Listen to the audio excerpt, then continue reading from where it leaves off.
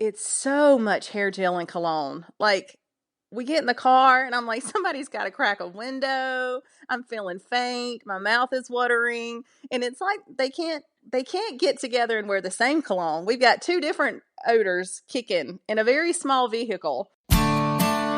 Welcome to the Marvelous Moms Club podcast. Discover yourself, break out of mediocrity, and become the mom you've always aspired to be. Here's your host, Kirsten Tyrell. Hey guys, I'm really excited for this episode. It was done quite a while ago. As you guys know, I've totally been who knows where with my life. But what happened as a result of this episode is that I actually got to, right after we finished recording, I was like, I need to come visit you. It's absurd that I live this close and I don't come. And so I actually got to go down to Georgia and visit my good friend Shae. And it turned into us planning a Disney cruise together. So this is the power of podcasting, folks. This is the power of having friendships and having conversations. If you don't get on the phone every once in a while with your friends, you are missing out. Use Marco Polo, use Voxer. Just get on the phone and get talking and having real conversations. And don't do everything over text because you miss out on opportunities to make stuff happen. So that's my PSA for you. I'm super excited for you guys to hear this episode. I learned a lot of things that I have in store for me with my boys. So sit back, relax, and tune in to this marvelous episode with my very, very, very good friend, Shae Taylor. Okay, are you ready? No, but go anyway. And we're just going to leave that part in there right there. That is just going to set the tone immediately for how much Shae is so excited to do this interview. It's just nerves. It's nerves. There shouldn't be nerves. Welcome to my podcast, Shae. You're here. It's happening. It's just, Yay! It's not scary. I'm all right. Big girl panties. Big girl panties. You got them on. You got them on. I'm so proud of you. Guys, we're having a special Southern edition on Marvelous Moms Club today. This is an interview I've been trying to get Shae to do for, I don't even know, maybe to you it doesn't seem like I've pushed that hard, but I've respected your space and I've waited till you're ready. And I feel like we're at a place where I'm closing out this show, and if we don't get you on here, it'll be a lifelong regret. So thanks for bringing your Southern beauty here onto the podcast. Oh, you're welcome. And I feel like I should cue the "Hey y'all" at that point in this podcast. I think that was a perfect time to do that. So, hey y'all, this is Shae Taylor. She is from Georgia, and she is one of my favorite humans that has ever been born onto this earth. She really, really right is. Back at you. I mean, it's a love affair. I'm going to admit it. We got a love affair going on. And Shae yesterday was like, what are we going to talk about exactly? And I was like, I'm not really sure if there's anything specific we need to talk about. I have wanted the whole life of this podcast to just have like a mommy banter episode where we just shoot the breeze. And I feel like this is something you and I do anyway. Every day we talk every single day, thanks to Voxer. And like we just know what's going on in each other's lives, and you give me so many good like pieces of love and advice in my parenting journey. And I love you guys. I told Shae she needs to have cameras set up all throughout her house because I need to be live streamed in. I need to see all the things happening because she has the funniest life, and I'm gonna let her tell all the people, in your head. I need you to think it's probably just me listening. So just tell me again how many kids you have and how old they are and how adorable they are. Well, they're pretty gosh darn adorable. So we'll start with that. But I have 2 teenage boys. Yes, everyone take a gasp. Everybody's like, yes, I'm that old. That's what's happening. I am a Southern woman in her 40s who has 2 teenagers. But they are 14. You're such a cliche. They are 14 and 13. They are adorable. And they are both boys.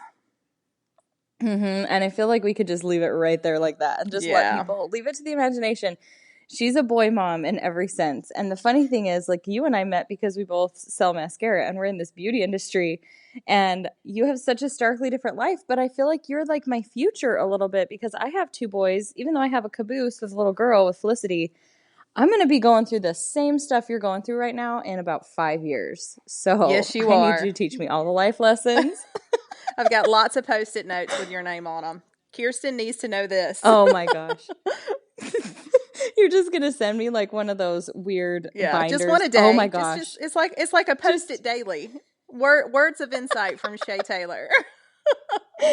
When your son does this, when he turns 14 and this Right. happens, here's what you need to know.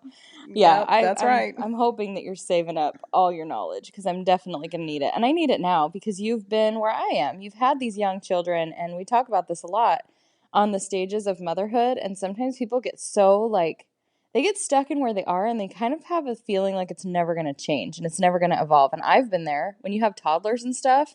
You forget that they'll actually grow up and go to school. You don't even think about that. You just Oh, think these are going to yes. be my people all day, every day. I will never sleep again. I will never eat alone. No, they But will you made leave it you and through. you will cry. You will cry. They will leave you and you will cry. Oh. Tell me what you said when we kind of have really fun summers. You get to go to the beach for like a month in the summertime. You guys, I'm really glad summer's over because I feel like I had to share you a lot. But the reason I had to share you My is priorities were full definitely to my children. yes. What is that? I mean, I guess I support that. I'm very selfish though. But what did you say to me that Jason, your adorable husband, reminded you of when you kind of were having like a rough day with the boys and they were getting on your nerves? What did he say that put it in perspective? He just, he just says these are fleeting moments. I mean, one day you'll wake up, there will be no mess, there will be no one to cook for, there will be no loads and loads of laundry, to do. He's like, and Mm-hmm. if you think about it, I mean, in his words, if you think about it, honey, they're gone in 4 years. You've got 4 summers. So Mm. do all the things, you know, fix all the things, run around in your bikini because 4 years from now, when they've got girlfriends in college and they're sitting at your dining room table with significant others and planning their futures, you're going to wish you had, ran across the beach on your bikini or jumped on the skimboard or, got Yeah. up at 6 a.m. and took him to the bridge fishing, because those are fleeting moments. They're not here forever. Mm-hmm. Makes me want to cry. I have tears in my eyes. So I shaved all the Because you're places, like, put on the bikini, and busted my on the skimboard. oh my God. We have photos. I'm so proud of you. I need to see the photos, and I feel like that encompasses what all moms need to remember. We're so busy. I mean, just today, before we got on this call, I sent you a message, and I'm having a day where I'm like, I can't keep up with all the laundry. I can't keep up with all the dishes. We're trying to eat healthy. I'm trying to cook food. Like, how on earth am I going to keep up with this? And like, just that alone puts in perspective of it won't last forever. And where I am I'm a little further away from the end zone. You're like kind of mid-field. I don't know sports analogies yet. We're getting there into my life, but You're at the 75-yard line, 2 downs. sure, yeah. Whatever you say, I'll go with it. So You live in the I think South it's harder now. for I'm going to need you to equip yourself with football knowledge, ma'am. I That's a suppose so. I thing. guess I'll need to watch Friday Night Lights. You and I are switching TV Yeah. shows. You're going to catch up on Nashville. I'm going to start watching Friday Night Lights in Yeah. all my If you're, spare if you're, time. you can't be Southern if you don't know football lingo. Okay. It's a rite of If that's what I passage. have to do. Okay, Yeah, that's fine. what has to happen. And you better start liking sweet tea. Okay, actually though, that's really funny that you bring up the Southern stuff because I kid you not, guys. This is how much I love Shae. I didn't quite move to her town, but I moved so I could be a little closer that I could get to her in a day's drive. Still haven't done Oh it, yeah, but I'm you're gonna do spitting it. distance for sure. You were across the United States, now you're Yes. spitting distance. Yeah. Yes. And I seriously, this is going to sound so creepy and weird. There's obviously other elements that led to us moving to Tennessee, but kind of the thing that sealed the deal was when you'd send me pictures, like sitting on your back porch, looking over your beautiful property, and just being like, I want to live in a wide open space where it's green and beautiful. I want to live the Southern life. I want to have like, I don't know. I think we make up this ideal in our head of what it is and how picturesque it is, but you really do live that life. Like, this isn't just it's not just straight out of a movie. It's actually your reality, and it's beautiful. Yeah, we chose that life. I mean, my husband was in the military. He was in the Marine Corps. I don't And think I even knew that. I had to have known that, really? but it just doesn't. Yes, you knew When I that. think of Jason, I did know that because I remember like your story of how you met and all the things, but it just doesn't come to mind. He's just so soft and cuddly in my head that I can't even picture him as a military man anymore.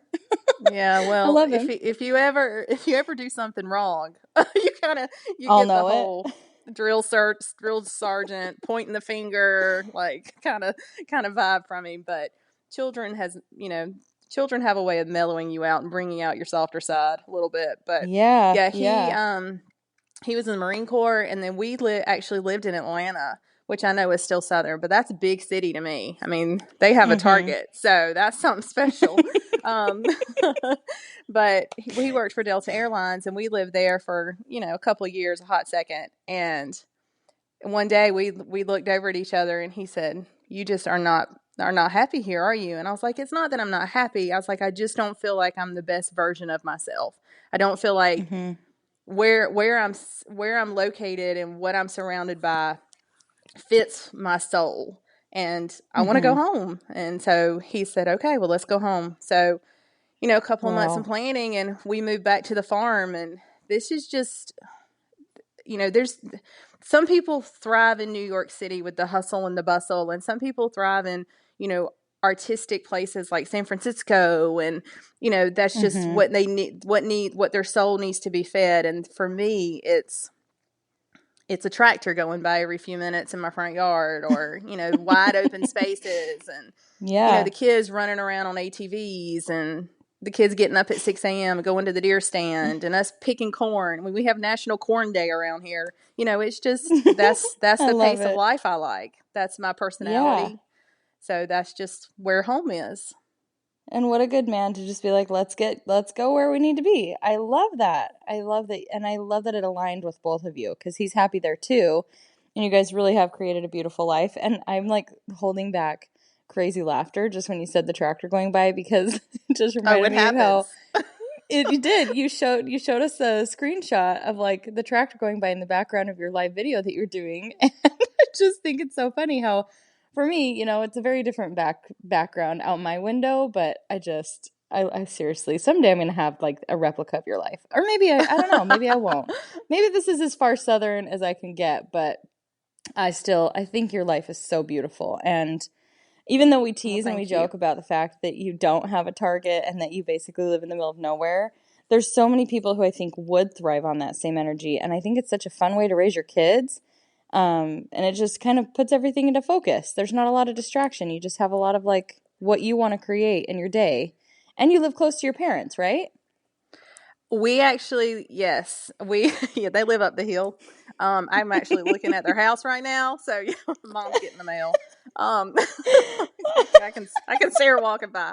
Yeah, she lives. That is hilarious. She lives right up the way, as we say. But yeah, she's we have an agricultural farm, not an animal farm. So we live on the farm. My brother's building on the other side of my parents, so we've actually sandwiched them with grandkids. They're not mad about it. That's so amazing. Yeah, so we're all we call it the compound.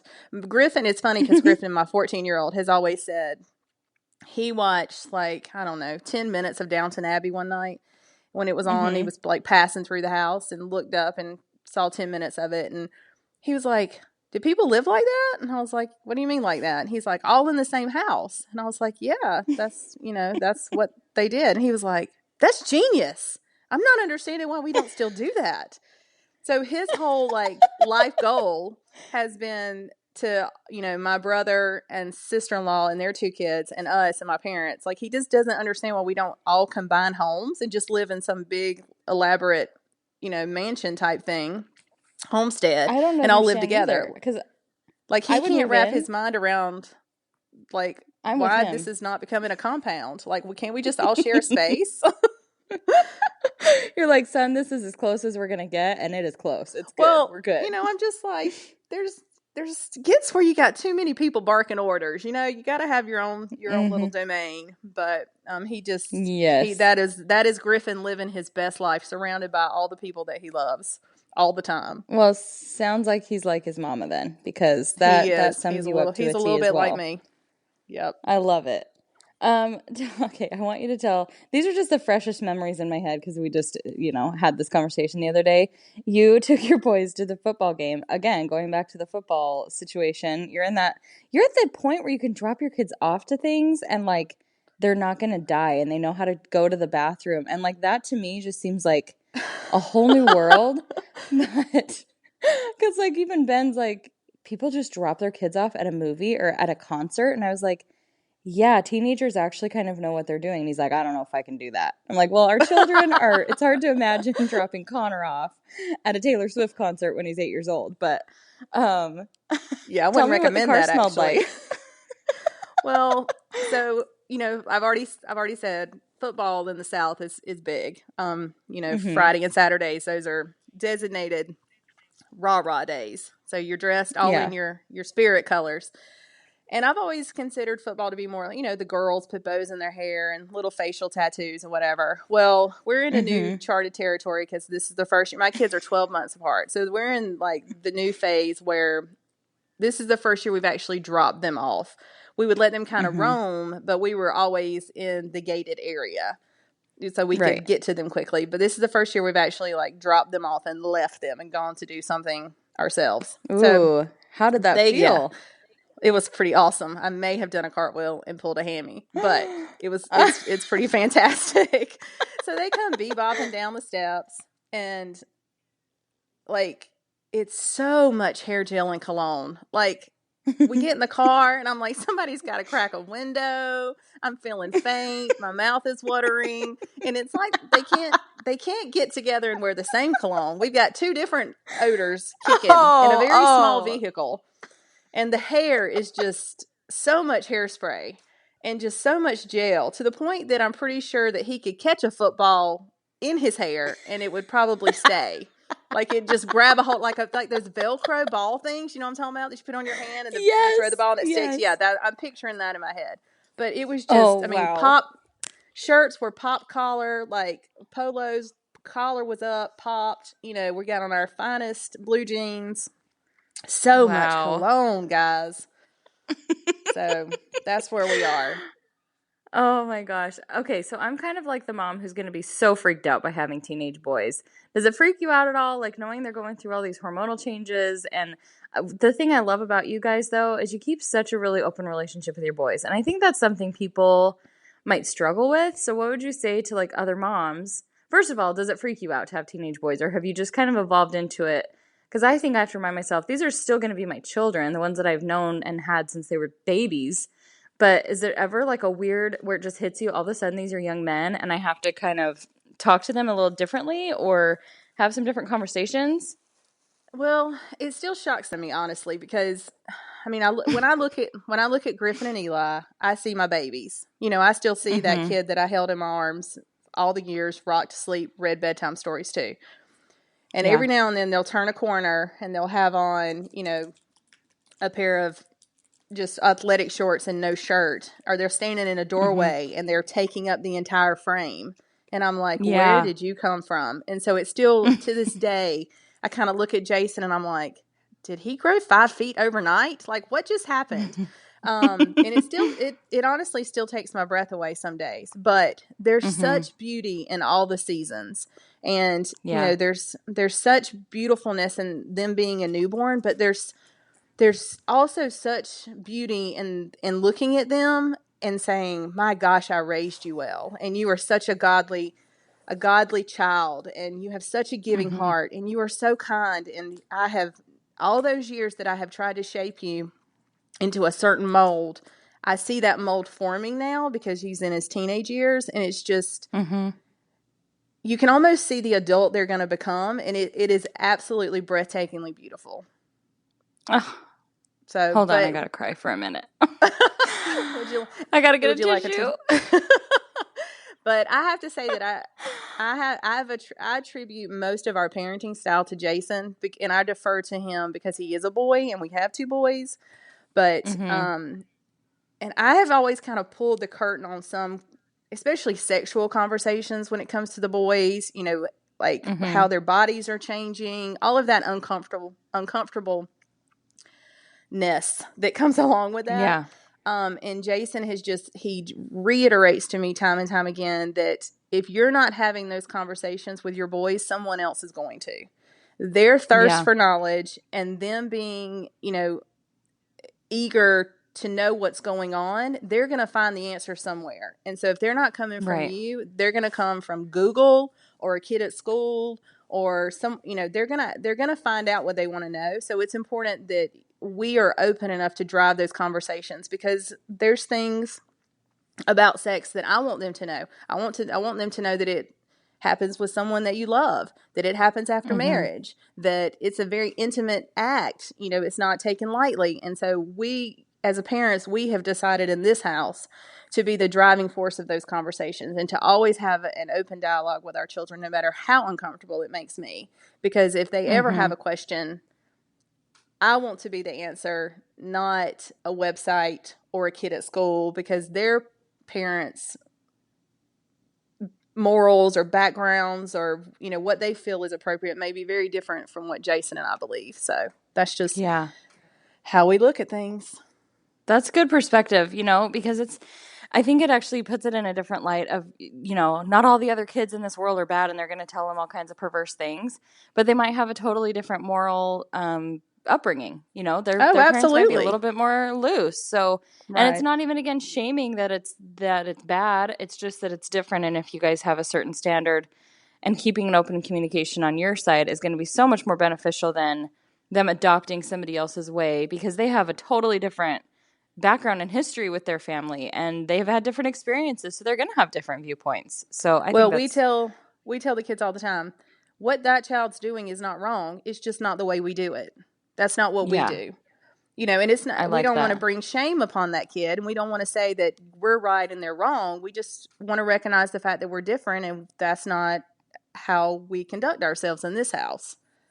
Yeah. So I think that right there is a good life lesson for parenting. And I think that's one, it's kind of cool to hear you say, like a minute ago, and you're just saying, like, these are the people I've raised, like, these are the humans they've been formed into, and the mold you're seeing, like, the fruits of your labors. And for me now, I'm just like, I really hope you don't turn out to be like a bank robber. I mean, I'm still like, is this actually sinking in? I can't even tell if this is getting through to you, because they're so young still.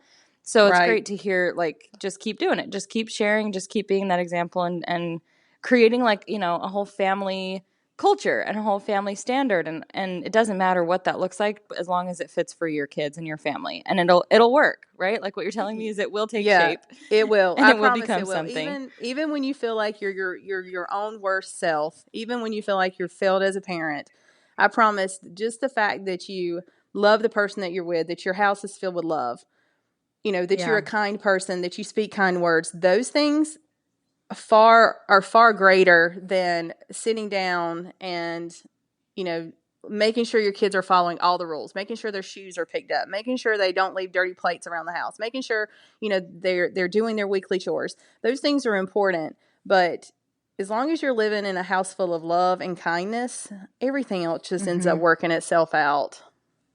Yeah. It really I'm going to does. make a plaque that says that. I think that's a Will really, you send it to am. me? Yes. So I can look at it every day too. Will you make Need it? that Because you make much prettier graphics than I ever could. So I'm gonna let you make that plaque. Oh, okay. So I have to come We'll up put with that. it and make it? This is a very one-sided Yes. relationship, Kirsten. I mean, what can I say? You have your talents, I have mine. Mine might just be sitting here having a conversation with you. You need to do all the pretty stuff that makes it look good. Oh, okay. Which you're really good at, by the way. Guys, you'll see a picture of Shae. She's seriously drop dead beautiful. I love her. Oh my goodness. So much. You are. You're so beautiful. And it's like such a joy. I'm actually going to do, I was going to ask you permission for this. I was going to share one of your Insta story images onto my Insta stories today, because I just, like, I can't believe how gorgeous you are. You really are. And there's something about when you and I first met, like one of our first conversations, you were talking about, like, my level of confidence and everything. We were talking about me. And then I just want to echo that to you, that knowing you for I've known you for about a year. You have transformed, not in your looks or anything, but in the way that you hold yourself, the way you see yourself. Like, you have so much confidence. And that is what makes, like, the beauty completely emulate, no matter if it's in a picture, a video. It's just been so cool to see you step into, like, this full version of yourself. Have you felt that change in the last year? I have. I'll be honest, I think it comes from pushing myself past my boundaries. And it's kind of like this it's a little bit of a choo-choo train. You know, one car links up to another car, links up to another car, links up to another car, and then all of a sudden you've got this massive train rolling. And I don't know that I could stop it if I tried, but it came with surrounding myself by women like yourself, women who were confident, women that had already learned these lessons much earlier in life than I did. And being people like you pushing me out of my comfort zone and constantly being in the back of my ear saying, you can do this. It's going to hurt. Yeah. It's going to be uncomfortable. You're going to feel weird and you're probably going to hate me and it. But at the other side of this, you will feel so empowered. I mean, and I go kicking and screaming like a small toddler, full out laid on the floor in Target, like screaming bloody murder. You know, but we get there in the end, and that's the point I'm trying to make. But it's not pretty. Yes. But, you know, and sometimes I fall on my face, but there's such lessons in that as well. And so I feel like a year of that, you know, it's personal growth, it's personal development, it's being okay, it's waking up every day, getting out of the bed, working with purpose, and saying to yourself, you know what, I'm 40 and I'm freaking fabulous, and I'm gonna rock today. And that's the title of the episode. Oh, so good. Keep going. You kind of have to get up and work with that mindset, because if you get up and go, I feel old, my back hurts, you know, that mindset overpowers you. So but these are all things I've learned because I have invited people like you into my life, and you have fed my soul. And so it has made me a better person. That's a beautiful thing about friendship when you have the best people in your corner, is it's mutually beneficial, because I know that I've gone through some hard stuff in the last year. We've gone through different hardships, but I don't know how I could have come out a stronger person without having you in that corner, having you rooting me on. And sometimes it's not even what I want to hear. There's times that I'm like, no, I just want you to feel sorry for me. And you tell me to get up and keep going. And then I'm better than this and stronger than this. And I'm like, I hate you so much, but I know you're right. And I love you so much at the same time. I tell Jason, it's been a good journey. I tell Jason pretty frequently, I'm like, I hate you, but I love you so much, because I hate everything that's coming out of his mouth at the time. But I know that I love him because he's able to say it, because he's able to look past whatever's going on with me at that moment and go, you're bigger than this. You're better than this. Get your crap together. You know, you are a strong woman, and you can rock this if you just get in that mindset. It's so true. Well, we're going to do a little plug for mascara right now, just because obviously it's the best. And I mean, I feel like we've kind of been talking around it. I mean, we're like walking in circles around it. Is it okay? Can we talk? Can we go there? We wouldn't have this relationship, this friendship. It was born of being connected through the same company. It's a bond that we had we were both out there for the same mission, helping women feel beautiful. And I actually want to ask your kind of not your entire backstory unless you want to share it, but you, again, growing up the mom of boys, there hasn't been a lot of like space for a ton of femininity in your household. What's it been like to be able to step into that business where you get to surround yourself with more women and more hormones, obviously, but to be a part of a beauty industry? What have been some of like the challenges in stepping into that, and what have been like the biggest takeaways? I mean, we know your confidence has grown, but why? Well, I needed mascara about as much as mascara needed me. Like this was a brand new company. It had just launched. It needed artists. I jumped in with a heart full of faith, not knowing anything about what I was about to do. I've raised 2 boys. I don't know a whole lot about teaching makeup to other women. And I was like, I'm one of those people who, if I'm going to do this, and this was a stipulation with Jason, he's like, I have no problem with you doing this, but if you're going to do this, I want you to do it. Like, don't go in and pussyfoot about it, sticking one toe in the water. I want you to jump in and you need this. You need something. I was having an identity crisis. I was lost. My kids were older. I wasn't changing diapers. I wasn't meal planning all the time. I had all this idle time, but I didn't want to join a solid workforce from 8 to 5 because I wanted to be. Griffin has some issues. We won't get into that because it's long, but Griffin has some issues, and I need to be readily available for him. And so it wasn't something that I felt comfortable. I needed the flexibility in my day, and so this kind of matched up with that. And he was like, "If you're going to do it wholeheartedly." And so I jumped into it, and it's just one of those things that made absolutely no sense. Like, why would you do this? How are you going to do this? You live in a small town. Your outreach is not that big. Like, what are you going to do? Sell it to the 5 people that you go to, that you see at the supermarket on a weekly basis, Logistically, it just didn't, and, logically, it just didn't make any sense. And it was just one of those things where it was right where I needed to be when I needed to be there. And it has flourished and it has grown. And I don't mean in like a monetary way or even, in a sales kind of perspective. It's grown and flourished. Although that's been good too. Let me just shout Shae out. She's like one of the top 10 sellers on my entire team of over 4,000 people. Like, living in her small town with her 5 people from the supermarket. Somehow you've become insanely successful within the space that you're in. So we'll just leave that there just so people know, because you'll be too modest to share that. Yeah. But that makes me uncomfortable. Moving on. No, my customers are they're just, I can't even, it just makes me shake with gratitude anytime I even think about the amount of support that they have thrown behind me and this company, and then the vision and the empowerment for this business. It's incredible. But what were we talking about? I kind of went down the different path. What you've kind of gotten out of it and what it's meant for you.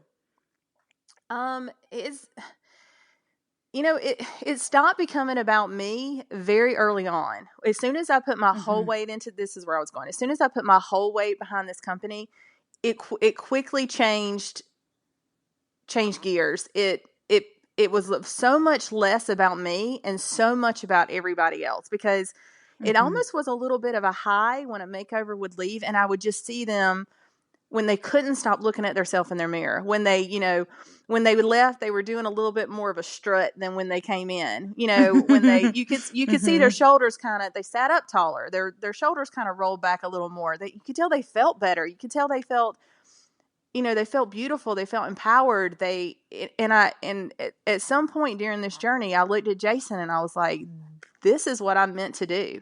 It's not so much, it's not even about the makeup. It's about inviting someone into my home and developing a relationship and a friendship with that person, and being there in whatever capacity. And sometimes it's just how to show eyeshadow. And then sometimes, they'll spend an hour with me and we'll do eyeshadow, but we'll solve all the world's problems. Yes. We'll talk about their struggles that they're having at home, or, it just becomes a talk session for an hour. And it's so much bigger than one person at that point. And, that to me is then the definition of empowerment. Sometimes it's not how to rock a contour. Sometimes it's, how to take an hour of your time, devote it to someone else, and make them feel better in whatever capacity that is. I love that so much. And I've seen that. Like, I've heard stories that you've shared with literal lives that have been changed from you stepping outside of your comfort zone and helping them to step outside of theirs. And I just love that. And I think it's been so empowering for you. It's been empowering for the women around you. You've built a team of women who have had those same experiences. Man, I'm just grateful that you did it. Are you trying to talk when I'm talking?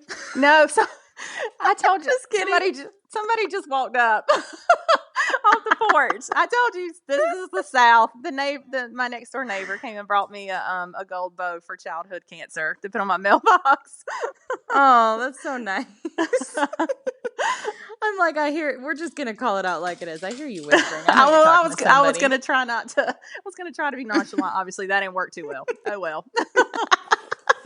I'm wanting to know I want to get feedback on this episode, because I'm sitting here thinking people probably listening to this are like, I wish Shae Taylor was my best friend. I wish she was my Southern girlfriend that I could just have long talks about and drink sweet tea with. You're goals. You really are, in every way, shape, and form. You are not just because you're my friend, but that's why you're my friend, is because I love everything about you. And I really hope people have gotten not just some good entertainment out of this episode, but really true value, because it's things I need to hear.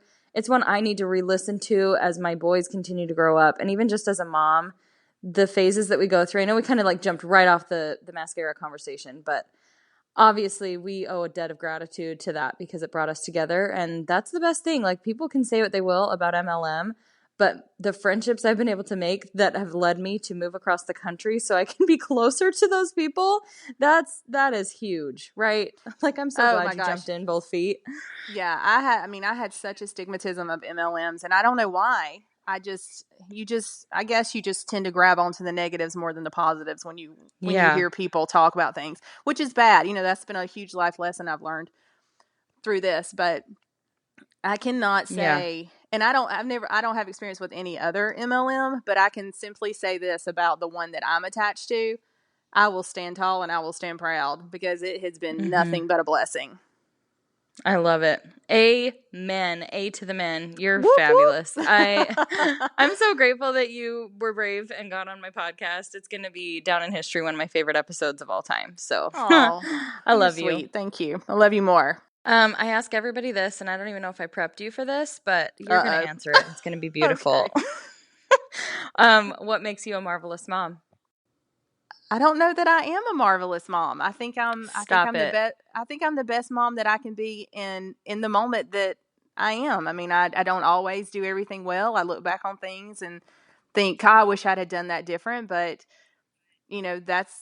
that's the wonderful thing about being a mom. You're not a mom for 5 seconds. You're a mom the rest of your life, and so you've got your whole life to perfect being a mom. And it's important that you have struggles and that you fail at things, because at the end of the day, that's what makes you a better mom. If you were good all the time at everything, it would take away some of the grace and the beauty of it. Is that an answer? I don't know. That has to be. I've had a lot of answers on this podcast. I've done over 190 episodes. There's been a lot of answers, and I've never had one quite like that I have, like, that has to go on a plaque. To have you say you're not a mom for 5 minutes, you're a mom for your whole life, that alone puts this whole episode in perspective of you're on a journey. It's a process. I'm not even going to try and explain again what you just said, but it was so beautiful and one of the best answers. And I never say that your answer's wrong or right or the best or whatever, but that was, for me, that was like the most meaningful answer that I've ever heard somebody give. So thank you for that. Gold star. Yay. Yeah. 20,000 gold stars. You're amazing. Well, where can everybody go find you and follow you on Instagram to see how beautiful you are and all the things that you're up to? Shae P. Taylor. All right, you guys heard it here. Go follow her, Shae P. Taylor. You can find her on Facebook too. She's a brilliant, wonderful woman, and you want to be connected to her. So go follow her and show her some love and leave a comment letting her know that you listen to the podcast. Oh, yes, I would love that. Yeah, tell her your favorite part. Tell her the favorite one-liner, because I think, Shae, you're full of one-liners, and they are the best. So, all right, guys, thanks for tuning in, and thank you for listening. Thank you, Shae, for being one of the guests on the show. I couldn't pick a better person. Oh, thank you. Bye, y'all.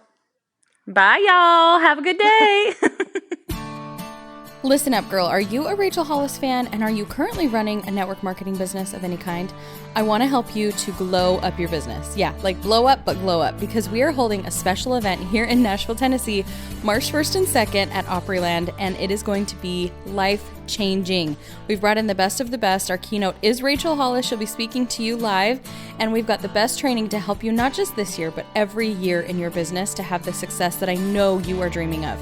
So many women start businesses like this, and they are the best for those mommies who want to stay at home and earn some passive income, but then they start to realize that it's not quite falling into place they wanted it to, the way that they wanted it to. And I want to give you the tools to help you make it successful, no matter if you want to do this part-time, if you want to grow it into a full-time retirement plan. I know you can do it, and it's not your products or your company that's holding you back. It's just your lack of tools. So head to the website, marvelousmomsclub.com/glow to get a discount ticket so that you can come hang out with me, Rachel Hollis, and so many more amazing women who are speaking to you live at Glow here in Nashville. I will see you there, marvelousmomsclub.com/glow.